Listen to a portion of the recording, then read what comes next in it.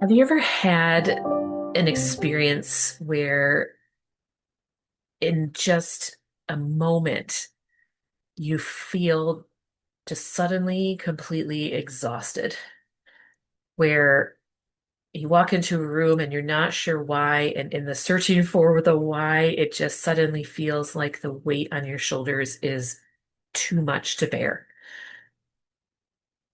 I think the deepest question that human beings ask themselves is, who am I? And the not knowing of the answer, or at least having a little bit of clarity on the answer to that question, when we stop to think about it, when we stop for just a moment to have space, where we stop just to stop for a minute, that exhaustion comes because not knowing who we are, not knowing why we do the things that we do, not knowing the purpose and the motivation underneath a lot of our choices, it's exhausting. This question has been the core of my life's journey of pursuing my story, of reclaiming and remembering and recovering and realigning with the parts of me that make me the most me, and yet were also the ones that cause me to feel the most vulnerable or excluded or weird. I think there's a dirty little secret out there that we all feel like we don't fit in, which is so strange because if none of us fit in, then where are we supposed to be doing all this fitting in? I think there is a secret that we keep hidden that all of us, if we stop for just that moment to name that none of us feel like we know where we belong. And that would make total sense because not many of us can clearly articulate who we are. So if we don't know who we are, how do we know where we fit in? So then we learn to fit in based on external circumstances like friendships made because our kids play soccer at the same time, or friendships made because our schedules align, or we work together, or our spouses are friends, or our kids are friends, those kinds of things. And it's the choices are made for us.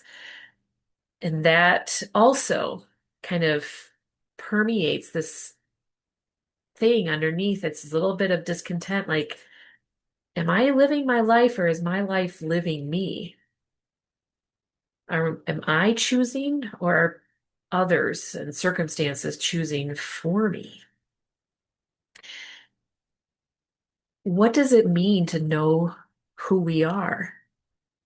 And the answer that I come up with is that knowing who I am is the ability, the capacity, the permission even to, albeit clumsily and stumbling and even badly sometimes, to be able to tell the whole story of who I am, the gifts and skills and talents and cool things about me that make me me, and the warts and the blind spots and the mistakes and the assumptions that I make that also make me me. Who I am is not answered by I have to be this completely perfect version of myself. Who I am is answered by telling my story with clarity, with truth that is met with kindness. As I have wrestled with this question myself, I've noticed that there are a few similarities in my experience that I think you might resonate with as well, which is, first of all, most of us define who we are by how others do. That can look like a few things. That can look like others tell me who they need me to be, so I am. And so that's where we get things like, people pleasing and codependence, and I need you to be this person, and oh, I could do that. And then here we are. My identity has become what they need me to be. We look around us and see other people that we think know who they are and like, oh, I could do that. I could take that on, that persona, that image, that way of lifing, that way of behaving, and that can be who I am. Some of it is, other societal or family expectations about, well, this is what the firstborn daughter does. This is what the firstborn son does. This is et cetera, et cetera. So we walk in others' shoes. We follow in our parents' footsteps. And so that tells us who we are. But the problem with that is that when we base our identity solely on other people's feedback and mirroring to us, then we are left with this empty space. Other people get to, in the words of Patrick Swayze, be in my dance space. And then if they were to leave, it feels empty. The converse can be true for there are some people that don't care what other people want them to be. They are who they are. And yet there is still that sense of emptiness, even narcissists who feel like they know exactly who they are, even people that feel like their clarity comes into the room before them. The truth of the matter is that it's also a facade of not knowing who they are.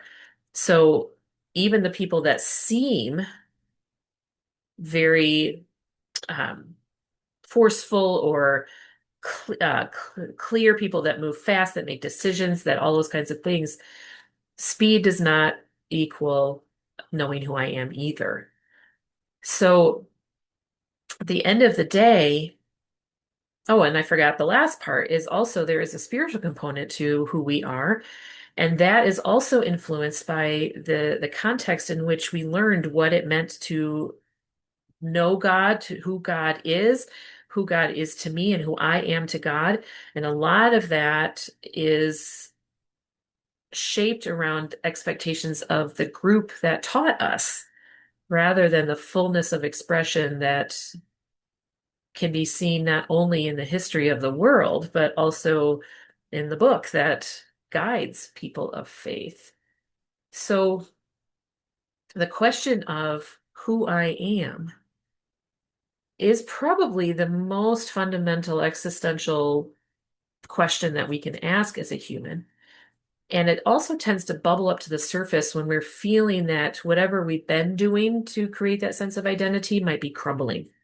That I am noticing finally that I'm exhausted, that I'm noticing that my temper is frayed, that my patience is less, that I can't handle what I used to be able to handle. And we think that something's going wrong. And in my perspective, something's finally going right. The mechanisms that we use to sort of fake identity are crumbling. And that is a good thing. Doesn't feel fun, but it's a good thing. Because when all of the facades and the scaffolding and the costumes and the sets and the scripts and the parts that I'm meant to play finally fade away, there's space again in my dance space for who I truly am and have always been underneath to maybe get some sunshine, get some light and some attention and grow again. Step out of the darkness and into the light.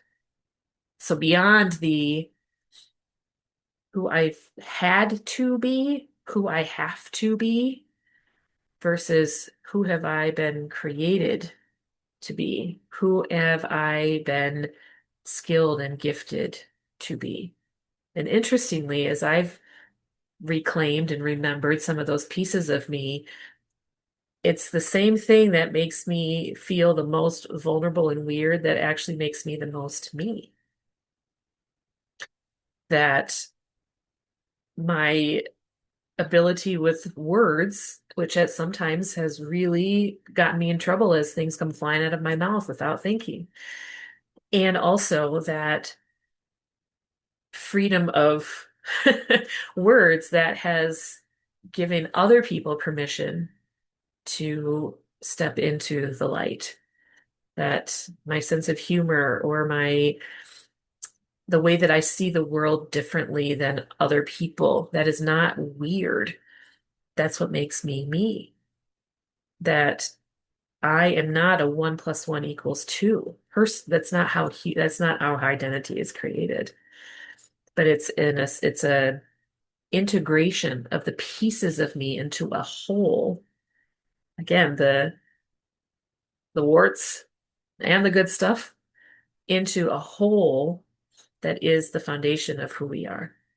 This wholeness is one of the things that is first kind of sacrificed when we experience relational anxiety and the pushing away of affection or connection or belonging. And so some of those pieces of us start to break away.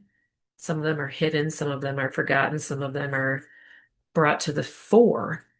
And wholeness is about bringing all of them back into conversation with the other so that there's not like at Thanksgiving where you have the grown-ups table and the kids table, but that we have a conversation with the whole of who we are around a round table where everybody has a voice, everybody has a reason for being there. Even the parts of me that I wish weren't there, even the parts of me that embarrass me sometimes, or I wish that I could control a little bit better sometimes, they have a purpose as well. So, what does it look like to pursue who am I beyond the expected answers, beyond the I have tos, the shoulds, beyond what other people think or expect of us, beyond what I think I should be compared to XYZ, and into what is it to return home to who I have been all along underneath, to pause. Some of us that looks like slowing down. For others, that actually looks like speeding up because there is a distraction that can be found in doing a lot. There's a distraction that can be found in doing nothing. And so the balance is between the tortoise and the hare, to start to make space for something to be set free from underneath all the should, all of the structures that we rely on to prop us up, and what it is to find our feet without the scaffolding required. What's your experience of your journey of this question? Where do you feel like you are? Are you at the very beginning, maybe not even aware? Have you noticed the exhaustion and yet don't have time or the space to engage? Are you on the journey of engaging this and still questioning? Are you coming through towards a little bit more clarity? All of those are valid places, and our interaction with our story also ebbs and flows seasonally as well.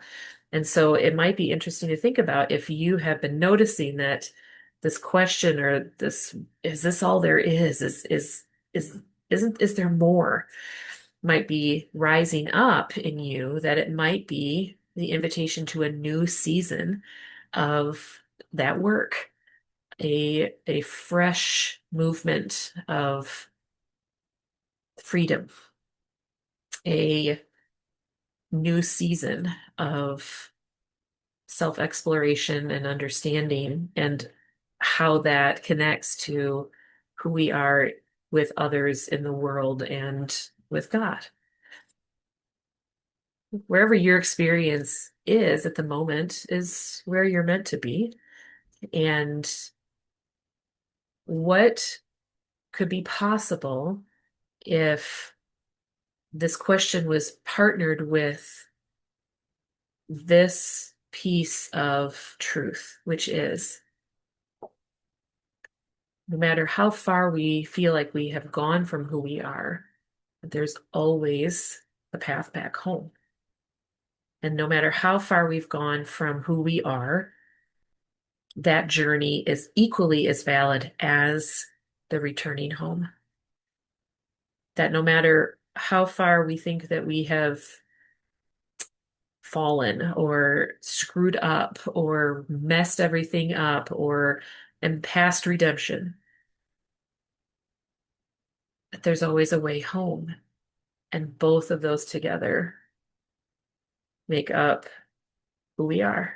They make up our whole story. What if we could honor both while allowing that smaller voice underneath to finally get some attention so that what we've always done doesn't have the final word just because it's what we've always done. I'll talk to you soon.